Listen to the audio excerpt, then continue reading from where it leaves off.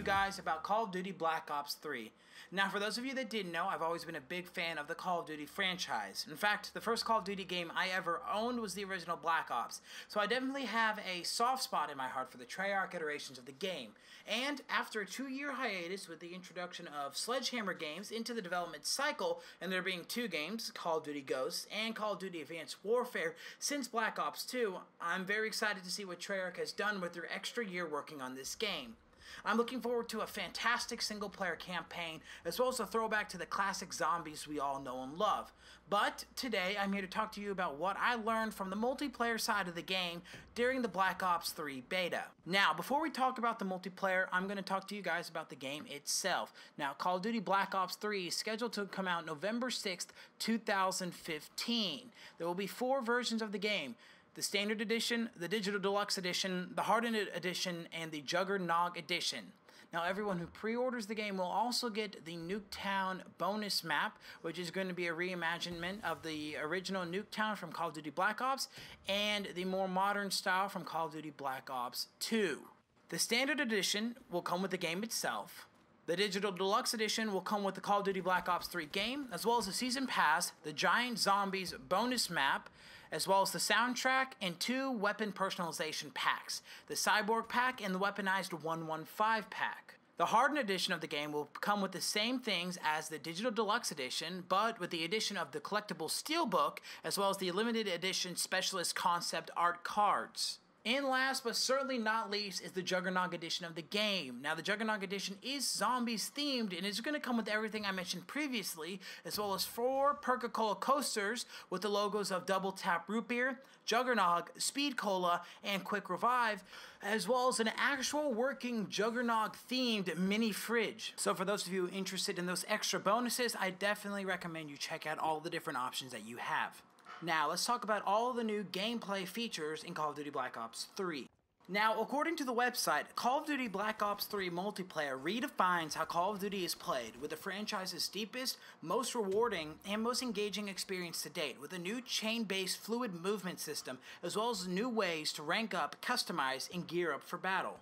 First, let's watch gameplay footage of the new movement systems. Now, Call of Duty Black Ops 3 features a new chain-based fluid movement system, allowing players to move through the environment with finesse, using controlled thrust jumps, power slides, wall running, swimming, and fast mantling capabilities, and a multitude of combinations, all with complete control over their weapon and character. Utilizing Treyarch's signature guns up philosophy, players maintain full control of their weapons at all time and have 360 degrees of motion throughout all maneuvers. Now, all of that was a quote that I found on the Call of Duty Black Ops 3 website, and for me personally, I am a really big fan of this, Treyarch guns up philosophy. I feel like it's a lot easier for your character to have their weapon ready almost at all times, so no matter what you're doing, it's really easy for you to go from movement mode to battle mode really, really quick. What makes it so great is not just, the movements that they have, but then how they design the maps. Now, according to the website, they have tailored map design. Maps are designed from the ground up for the new movement system, giving players a feeling of power over how they use the environment for advanced tactics, while at the same time pushing strong head-to-head engagements for classic Black Ops boots on the ground action. And it's very, very, very evident. Like, the maps that I got to play they had very obvious specific points where it's like, oh, this is where you're going to run on the wall. This is where you have the opportunity to swim. This is a good spot for power slide. This is a good spot for the mantling system. All of the maps had very distinct points, but it was designed in a very fluid way where it still didn't feel too forced on you. There were a couple points that I thought were forced, but it was really cool to be able to kind of look over a big gap and be like, oh, I wonder if I can run on that wall, hit it, and be able to find a shortcut around the map, for good flanking opportunities, so you're not running through the heat of the battle. You can get around and get behind your enemy. So overall, the gameplay movement mechanics really have taken a step up, and I'm very happy with everything they did. I'm very glad that they kept the knee slide and that they kept the fast mantling system. I love the introduction of swimming. I love that they nerfed the thrust jumps. Overall, I'm very, very happy. I'm a big run and gun style player, and that's exactly what this is for. I feel like this is coming back to the original roots of Call of Duty rather than, even though the game itself has a lot of advanced things that you can use, I feel that this is more of a classic style of gameplay than what we've seen in a few years. Now, the next thing I'm going to talk to you guys about is the Gunsmith and Weapon Paint Shop. Now, according to their website, Treyarch is taking weapon modification to a whole new level. With the new Gunsmith system, any weapon can be tailored to your preference with multiple models for each attachment, distinctive camos, and custom emblems.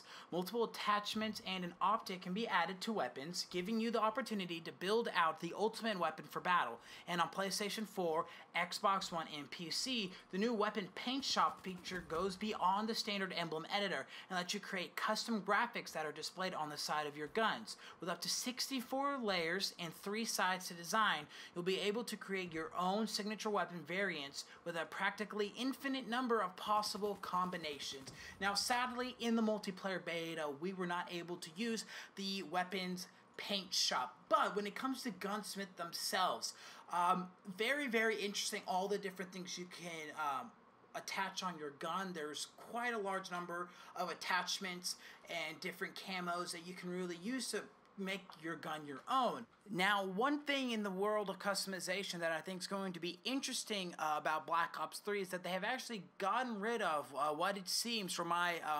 interpretation of what I saw in the beta. They've actually gotten rid of the character customization that they had for multiplayer. So what was initially introduced really well, I believe, in Ghost and then Advanced Warfare, there really is a lot less customization you can do with the characters. Instead, what you have now are specialists, and on their website, what it says is Black Ops 3 Multiplayer introduces the new specialist character system, which allows players to choose from a number of elite Black Operations soldiers, each with their own look, personality, and voice, and then break them up and master each of their battle-hardened weapons and special abilities. With this addition to global and weapons XP progression systems, Black Ops 3 Multiplayer gives players 3 different ways to rank up. And so what it basically is there are 8 different specialists that you can choose from while you're setting up your classes that have their own special ability as well as their own special weapon. Now, the list of those are the Ruin, the Seraph, the Nomad, the Prophet, the Outrider, the Reaper, the Spectre, and the Battery. Now, I know you can unlock certain amounts of these, like certain characters during the beta. For me personally, that I unlocked and that I had the opportunity of actually playing was the Ruin, the Prophet, the Outrider, and the Battery. And so I'm going to show you footage of each and kind of explain what each of them were. So first off, we're going to talk about the Outrider. The Outrider is the one that I actually initially picked just kind of randomly before even actually like thinking of getting footage for the videos. I thought it was really, really interesting. So the Outrider, basically they have each specialist is going to have one weapon and one ability. So the Outrider has the weapon that's called the Sparrow, and it's a compound bow that fires bolts with increasing force the longer it is drawn and explodes enemies on impact. And its ability is Vision Pulse, a sonic pulse that pings the surrounding area and reveals enemies within range. So for me, when I was playing, they're actually unlockable separately.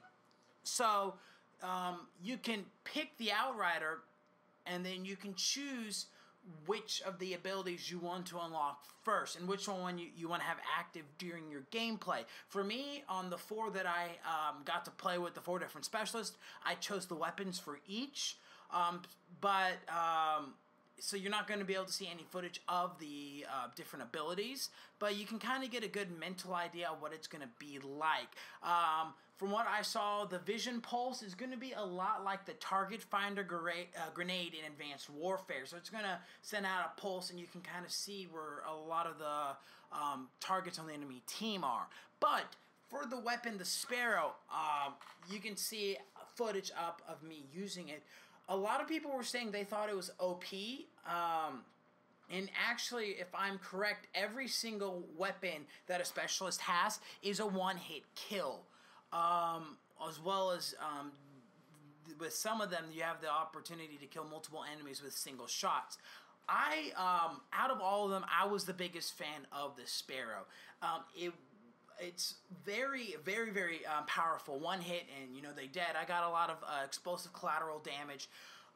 It really even worked effectively to the point of even just kind of quick firing it. You didn't have to hold it long, but if you did, you still got a decent range and speed of movement with the bow fully drawn. And it's almost like a sniper rifle. You know, you get it for a certain amount of time, and it fires in just a dead straight line. You can hit enemies from a really relatively far distance, which I thought was pretty incredible. And it was also nice, like I use it a lot of times, it's just, you know, if I knew enemies were coming, rather than actually wait for an enemy to come, I would just shoot in the area that I know they would be, like hallways that I knew they'd be coming through, and just litter the entire area with the arrows, and they would explode after a time. So it's almost like an infinite amount of grenades that you have. So personally, I really was a big fan of the Outrider, especially the weapon, the Sparrow itself. I know it's all subjective, and you guys are going to have to mess around and you know, see what different specialist that you like using, but for me, my big choice was the Outrider. That's definitely the one I would recommend you check out. Okay guys, that's actually going to be it. I went back and listened to all the footage, even though I recorded 55 minutes.